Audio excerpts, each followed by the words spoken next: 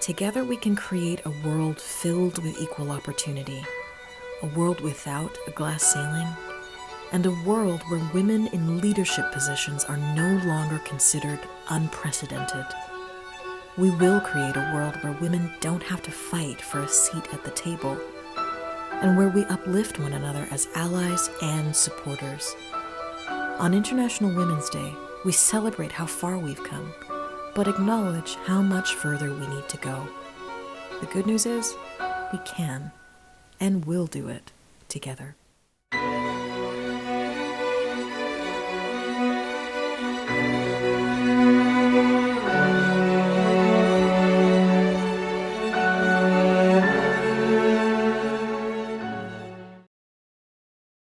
Before we begin, I'd like to say that UHN Women recognizes the importance of intersectionality with factors such as race, sex, and gender.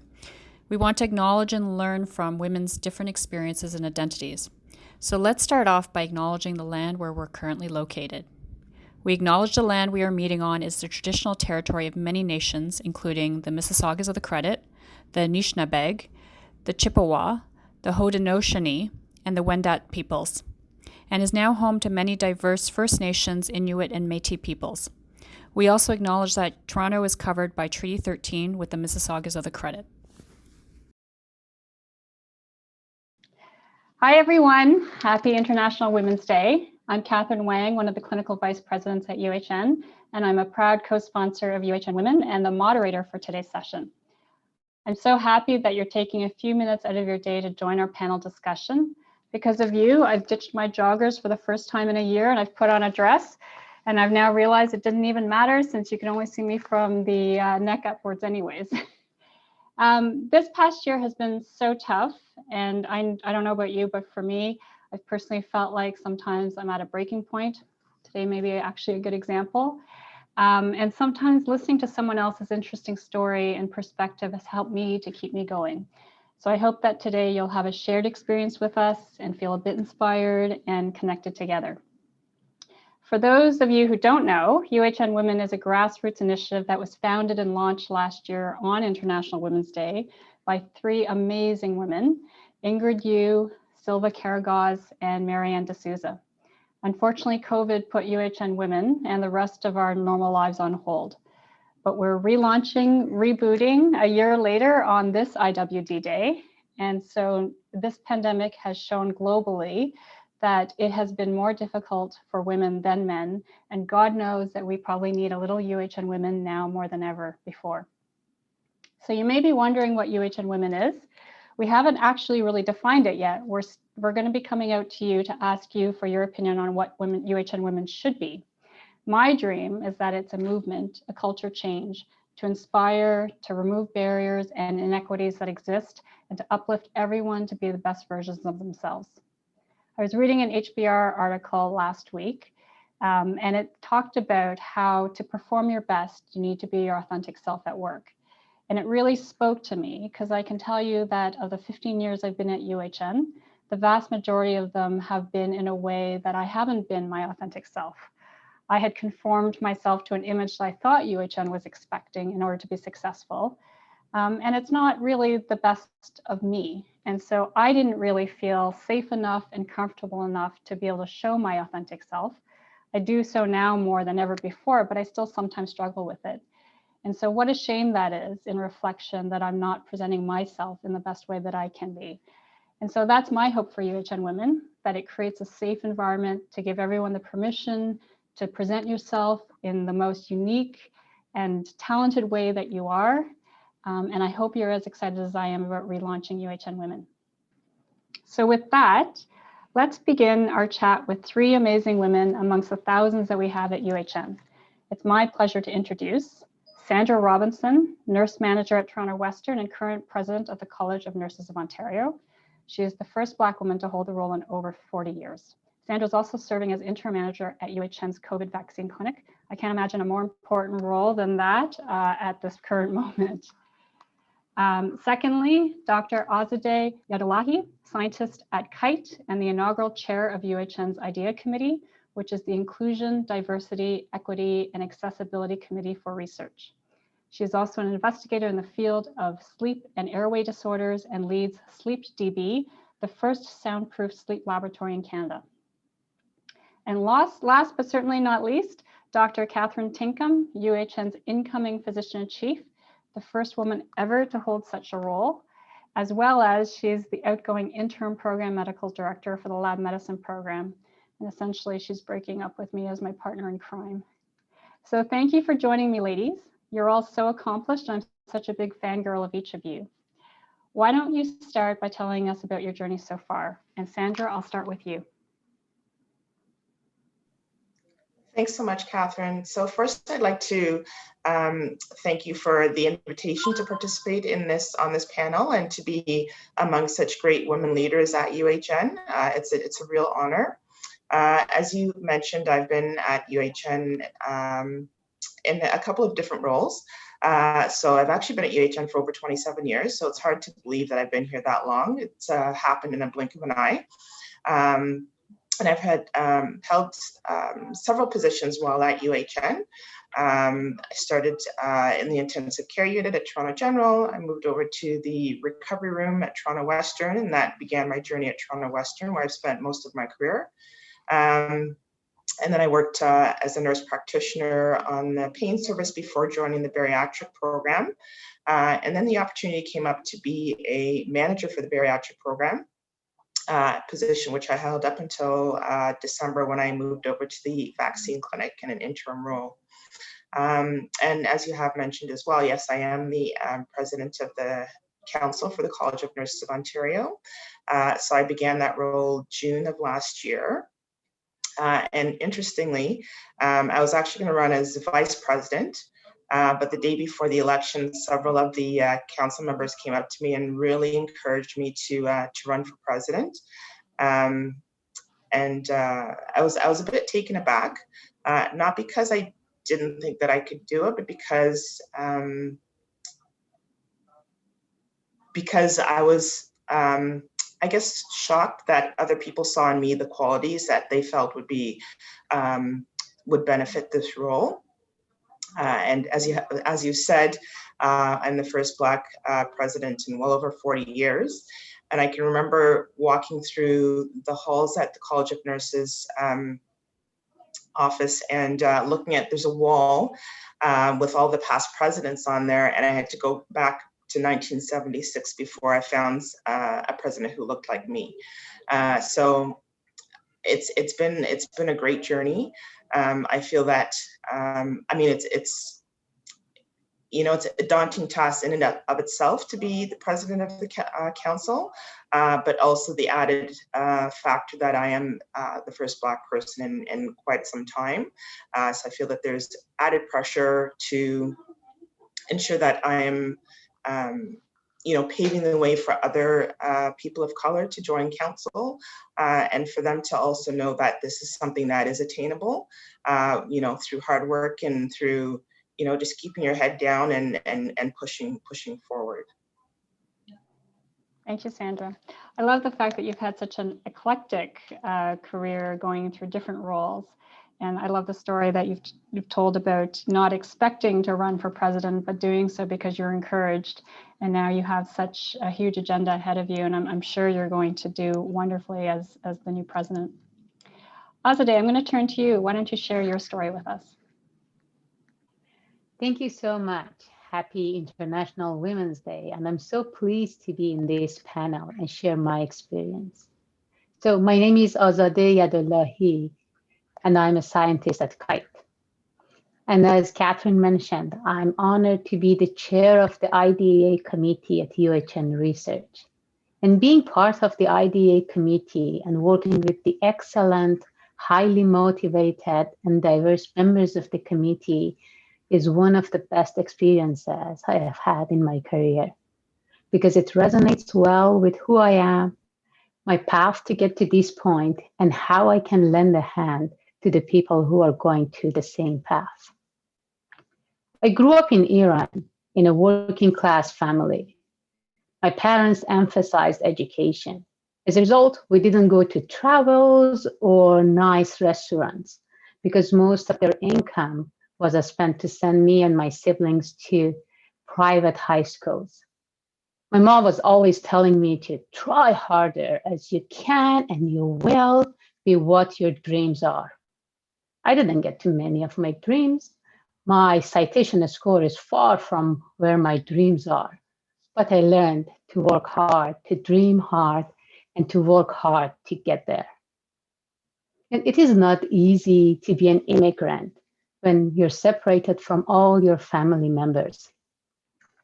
I always felt I'm walking on shaky grounds and I need supporting helps and shoulders to help me. And it is much harder when you're from Iran. The news reports are horrible. The condition of your family and people in Iran get worse every day. And you have lots of conflicts and even shame with your image in the news and the image of Iranians. And the worst of it was last January, when the Iranian government fired missiles at the US base in Iraq. And I was fearing of an immediate war. And I remember my sister texting me that please take care of our kids if a war happens. And it just broke me. I burst into tears. And when I thought that the night cannot get worse than this, and this is the worst of it, the Iranian government shut the flight 725. And I remember I collapsed. I felt paralyzed. I felt I couldn't stand anymore. I've never felt so hopeless like that before. And then I received enormous support from my colleagues at KITE, UHN, and University of Toronto. I felt this is the community that I can rely on. I can nurture this community and I can grow with this community. When there was a call to volunteer for the IDEA committee, I saw it as my opportunity to dream for better days, to bring awareness about the challenges of underrepresented people like me, and to work hard with the other people at UHN to initiate change. For me, this was an excellent opportunity to act and not be hopeless. And that's where I am here. Wow, I didn't know about your backstory. It just makes me admire you even more, Azadeh. I have to share with Team UHN, we were at a UHN women meeting just a couple of weeks ago. It was in our inaugural meeting. And Azadeh was, I guess you were training for the Toronto Rehab Foundation walkathon, but you were on your treadmill.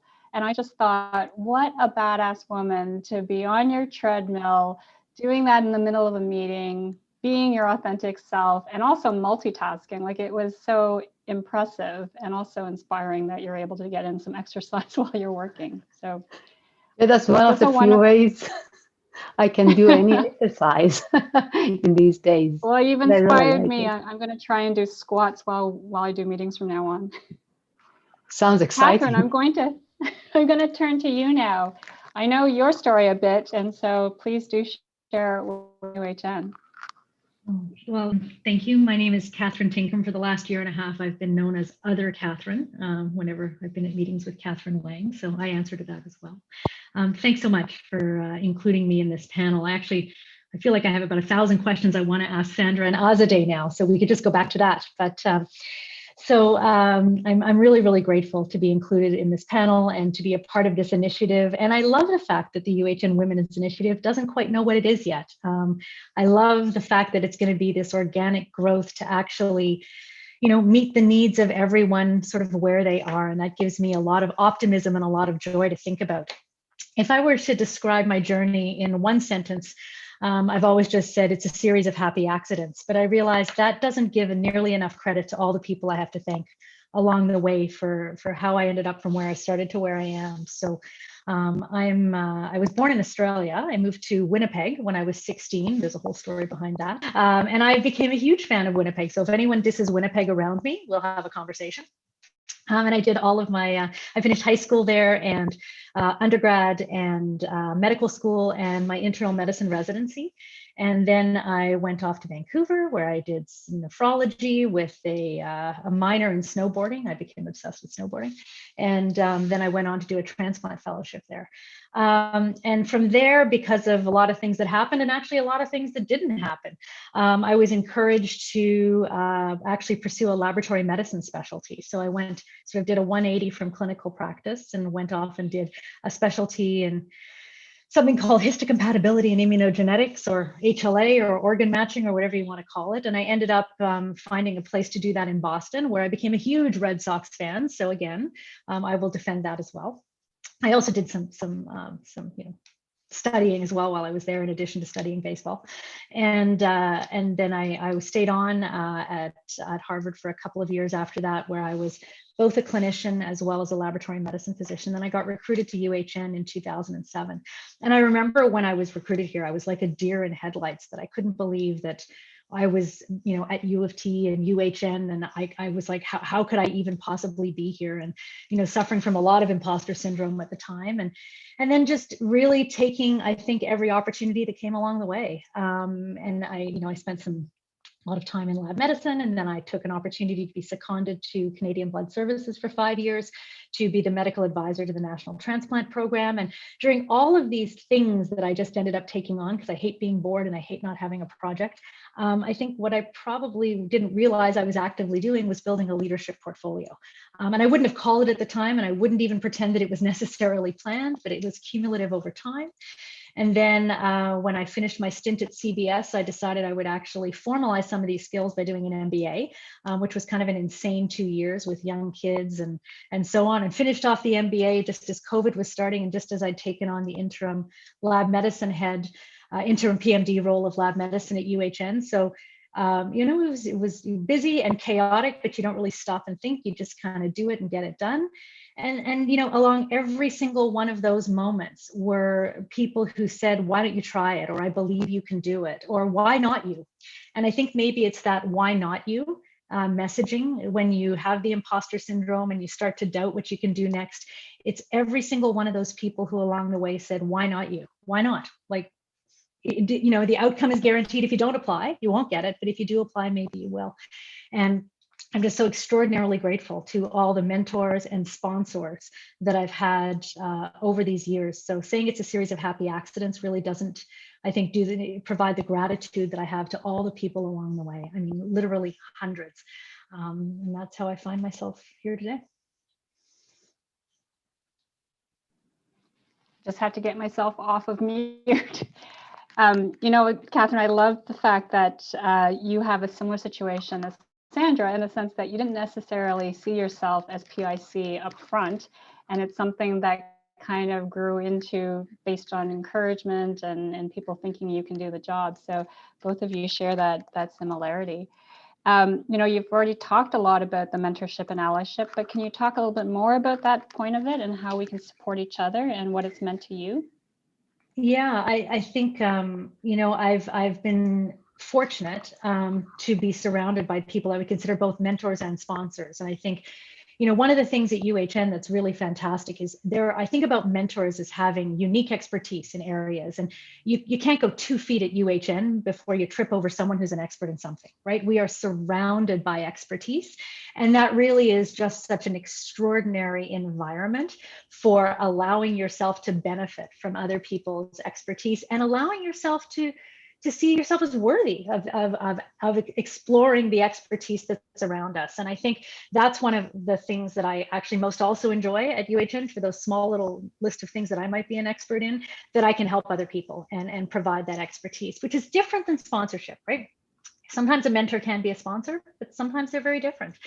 And sponsorship is really about everyone who, when they see an opportunity, actually says to you, I think you should go do it, or have you thought about this person, or how can I help you, engage in this opportunity. And I think one of it is just being aware of the environment, making sure that when you do see things come up, you're constantly looking at your mental Rolodex and saying, who can I put forward for this opportunity? Who can I help encourage?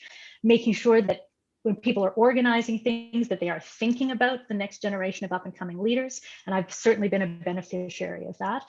And I think one of my greatest joys, I truly do get joy out of this, is about connecting people and seeing that next opportunity happen for someone else. I've been the beneficiary of that, and it is my greatest joy to do it for other people. I can vouch for that. I mean, I think you've sent me 3 emails alone today about people to connect with in order to really pursue a common objective. So I think that's wonderful. Sandra, maybe I can turn to you around what does mentorship and allyship and sponsorship mean to you, and how have you benefited from it? You know, it's a great question, and it's interesting how you you go into these relationships not really setting an expectation about what you're going to get out of it, but then you know, as Kathryn indicated, you know, people have this wealth of knowledge, and they're willing to share and actually point out things in you that you don't necessarily see in yourself. And yeah, why not you? This is something that you could certainly do. And then I think it's really important to find those people who you trust, and those people who have your back, and who you can go to and say, hey, you know, this is something that I'm interested in doing. What do you think I need to do? And then just having that dialogue about, you know, maybe having them introduce you to those people who are going to be able to create those opportunities for you, or directing you to pursue other avenues which may help them get to where they want to be. So, and you know, I have a couple of formal mentor type relationships right now, but I also, you know, like Kathryn, the other Kathryn, want to make sure that you know, if I do recognize, you know, that person who's got that drive or that ambition, and, you know, just kind of pull them under my wing and say, you know, this is something that I think that you can do, and, you know, building them up and giving them the tools so that they can move farther ahead in their career or their pursuits, whatever it is. That's great. Thank you. I've certainly benefited from mentorship myself. I'm a product of mentorship, where I've had numerous people guide me and show me the ways. And it doesn't always come from formal mentorship. Quite often it's folks that are more senior than me that have taken the time to explain to me what happened in a meeting that wasn't necessarily said, the nonverbals and the things that are happening under the table, and that clues me into the things that I should be watching. And so those kinds of things around guiding someone from not the obvious and focusing on the little things is often the thing that's most powerful in helping people succeed. Azadeh, I'm going to turn to you and ask you about your experience with mentorship and sponsorship. Sure. And the other Kathryn, I fully agree with you about Winnipeg. I mean, I have all of those feelings about Winnipeg too, and Boston, but not Red Sox. I mean, we can do with that. So for me, succeeding as a woman, especially when you're at the intersection of immigrant woman, a mother, and a person of color, is not easy. It's not all about our own hard work. We need support. We need mentors. We need sponsors, and we need allies. Someone to advocate for us, to help us and make our voice being heard, or to help us being seen and make changes in our lives. And I think that each one of us in any position we have can be an ally. I can be an ally to a junior scientist, to a student who struggles with challenges, or a colleague who needs to take care of loved ones with disabilities. And the allyship is not just about women or just by women. We're all in it together, depending on the role that we are playing and what we're doing. And like Kathryn and all the other panelists here, I'm fortunate to have the privilege of really good mentors and allies through my career, both men and women. But here, I want to highlight 3 of my white male allies, just to show that how much we're all in it together. And these are Dr. Jeff Ferdberg at Harvard School of Public Health, Dr. Jeff Burney and Dr. Milos Popovich at Kite. They helped me and advocated for me when I needed that the most. I could share my pain with them, my fears, and what made me so vulnerable.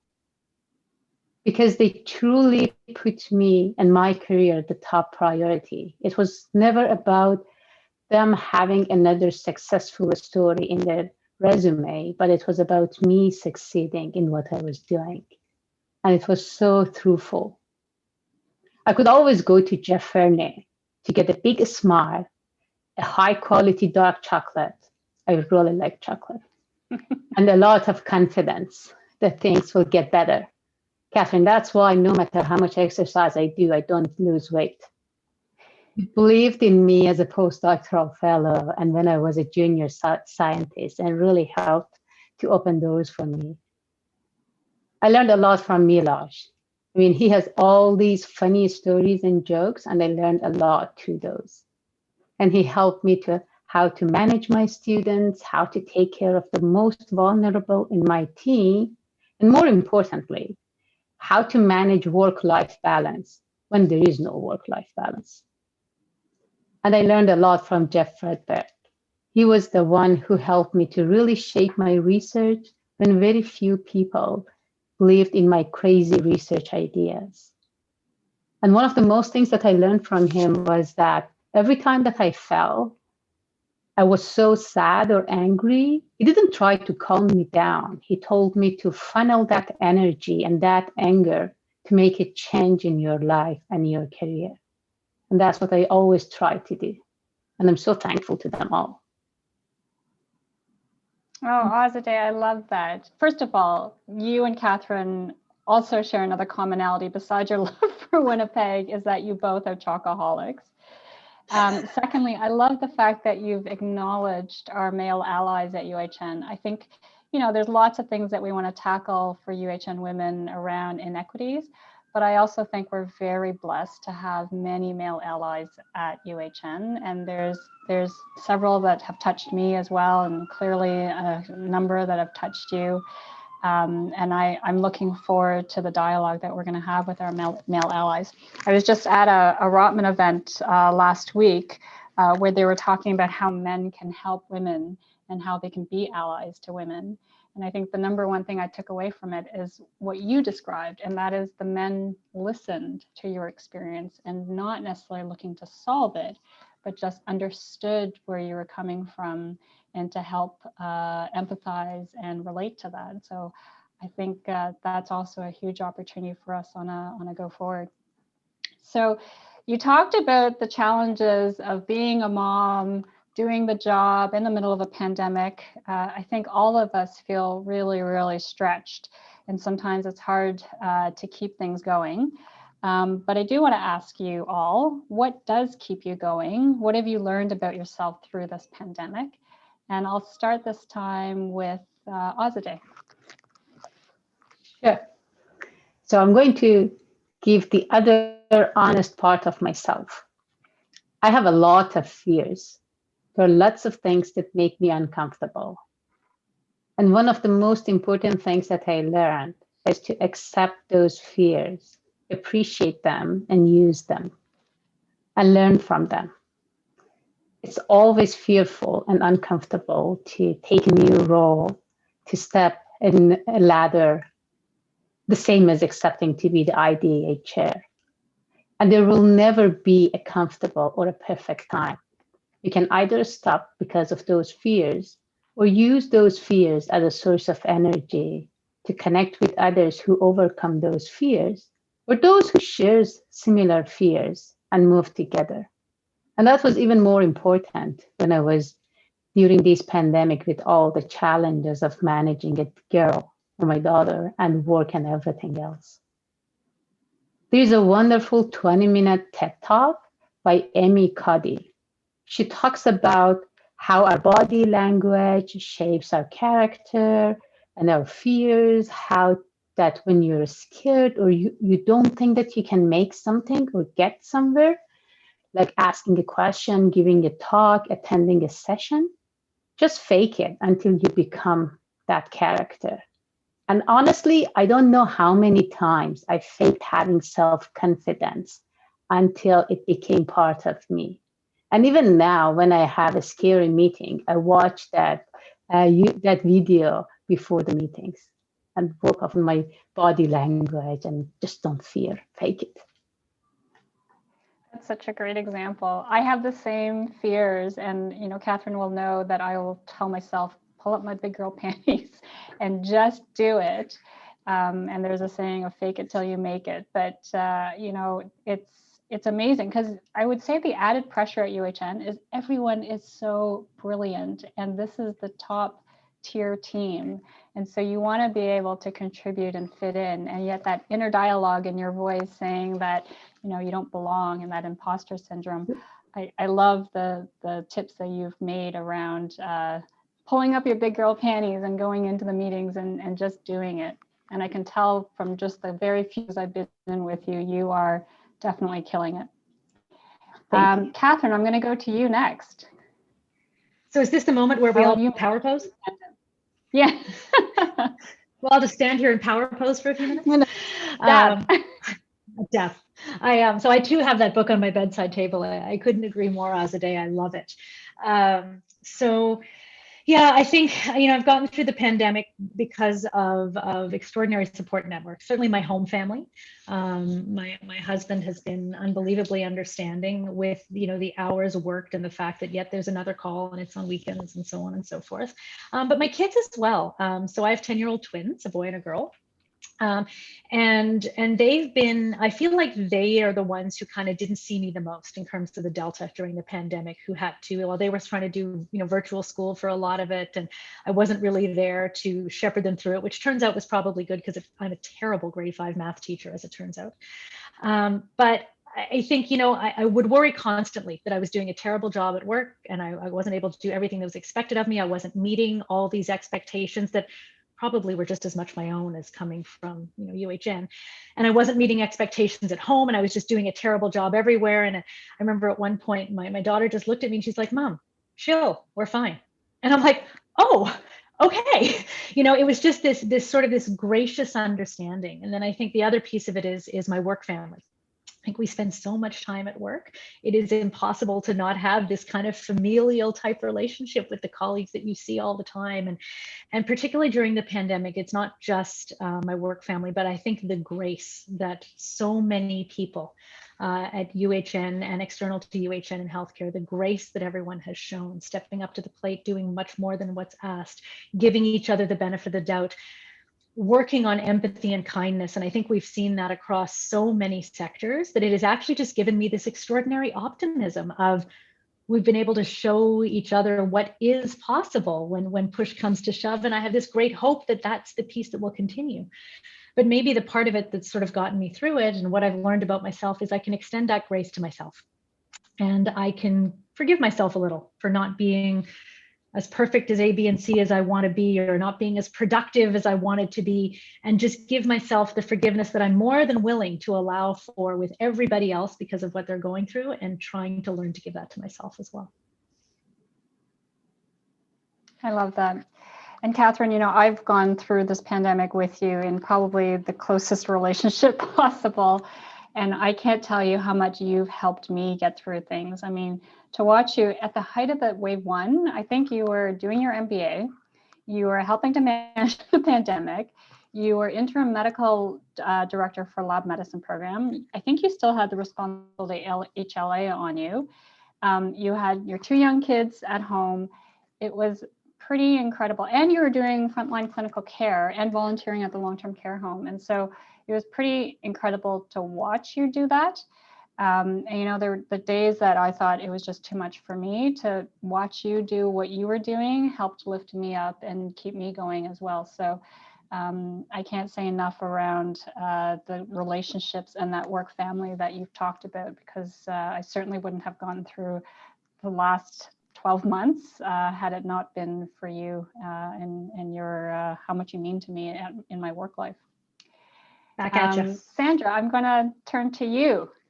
What has the pandemic taught you, and how are you getting through all of this? So I'm actually picking up point just picking up point just from Azadeh and Kathryn. What's resonating with me is fake it till you make it, and to give yourself permission to just not be perfect. as people who want to be, at the top of the game all the time and have people that are relying on them and looking up to them. I don't, at least myself, I haven't given myself that permission to just, it's okay. You don't have to take that on. I think I'm getting better, for sure. But there's been a lot of juggling in terms of not only work responsibilities, but responsibilities for your staff and your colleagues and home responsibilities. And, the added one for me would be the College of Nurses role. So lots of stuff. I think one of the things that that's gotten me through is humor. I know who I can go to and, just crack a joke with and just, have a really good belly laugh, or, watching that really funny movie or listening to a really great song. Those are the kind of things that seem to ground me. And I find that, and this is pre-pandemic, the only time that I have for myself is when I'm in my car commuting from work or from work to home and vice versa. So it's just, even if it's just, that 20-minute, half-hour drive, just, turning off the music and just, giving myself that chance to kind of be in my own thoughts. And, that's my reflection time. But yeah, I would say that, really tapping into those people who I know have my back and who I can, go and, shut a door and curse a whole bunch of bad words and come back out and I'm all good. But just being able to do that has gotten me through, and also recognizing that everybody's in the same boat. It's not, COVID is not just isolated to the hospital like it was with SARS. It is everywhere across the whole world. So, as Kathryn indicated, everybody have, society has really stepped up in terms of recognizing what their own responsibilities are in overcoming this. And so I think we've seen a really great side of humanity as a benefit of COVID. If there is one, that would be it.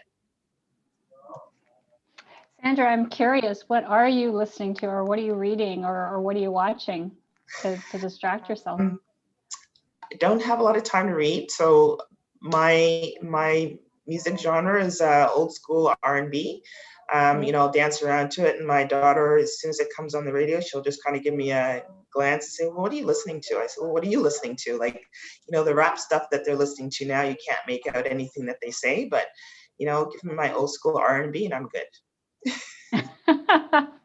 That's awesome. So it sounds like, I didn't realize this, but it sounds like we all have daughters.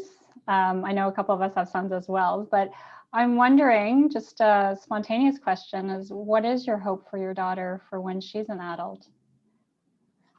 And I'll open it to anyone who wants to answer.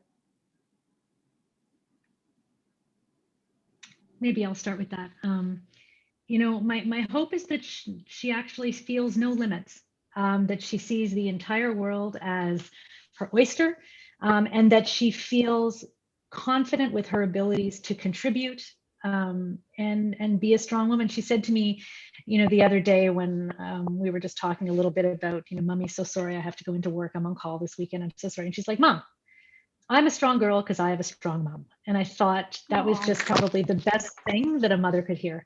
But I love that she knows her strength, and I hope she carries that into her adulthood. Oh my God, that is the best. I love Nora. She is an amazing little girl. My goodness. Azadeh or Sandra, anything else to add around your hopes and dreams for your daughter? I don't know about the dreams of my daughter, maybe just because she's still just 3-year-old and a bit young for me to think of that. I don't know. But I like our interaction. I mean, I never realized how much the kids can learn even when they're 3-year-old, and how much they can think of their own, or how they see the world when they're 3-year-old. I thought that these conversations, or more serious conversations, start sometime later. I don't know when that later is. But I remember she loves reading books, and we read a lot of books together before she goes to bed. And for a while, she was so passionate about this story about Harriet Tubman that was working and helping the women who were like slaves and free the slaves. And this is not one of the easiest concepts to talk to a girl whose dad is white and her mom is a person of color.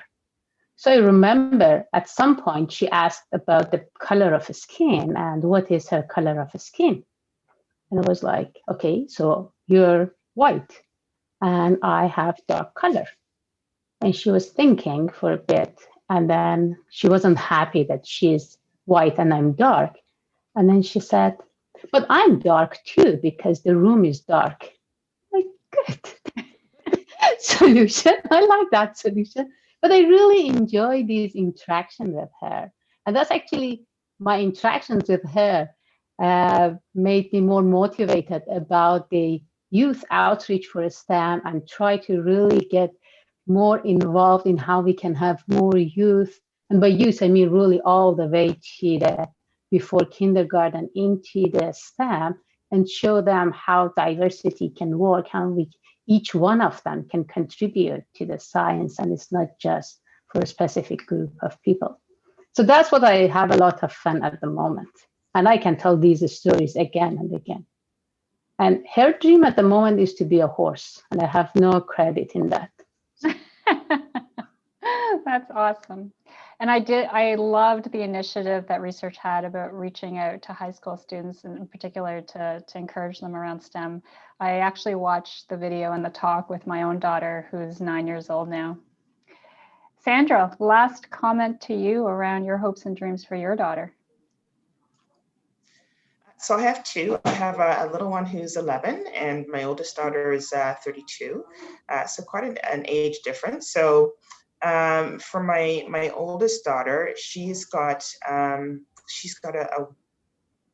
just got this incredible perception about the world, and she's a real I'd say she's a real entrepreneur. She wants to start her own business, and so her perspectives are, at her age, I didn't have the same perspectives. So I'm glad to see that she's developed that confidence and that drive to be her own person. And my 11-year-old, she's got such a giving personality. She's got a huge heart. She's very sensitive. But again, with her, I have no doubt that she's going to be able to achieve anything that she wants to achieve. My wish would be that she doesn't experience the same barriers that people of color are experiencing, still, hundreds of years later. I'm hoping that by the time she gets to an age where she's defining her career, that she's not going to experience those same barriers. Amazing. I am like blown out of my mind that you have a 32-year-old daughter. Wow. Amazing. All right, guys. So that brings us to the end of our panel discussion. I hope everyone has enjoyed a few minutes of your day to find out about these three amazing women. We do hope that we're going to have future conversations, because God knows at UHN there's so many amazing women with so many stories to tell. And so we do want to share our stories with everyone. We hope that you're going to share this talk and spread the word about UHN Women. If you are on Twitter, please follow at UHN Women. There's a lot of dialogue on social media around this. And if you want to get involved, please do email me or Brian Hodges, who is my executive co-sponsor. We talked about allies, and he's one of the best of them. So please feel free to message him as well. So hopefully everyone enjoyed our 45-minute fireside chat. My thanks to Kathryn, Azadeh, and Sandra for joining me.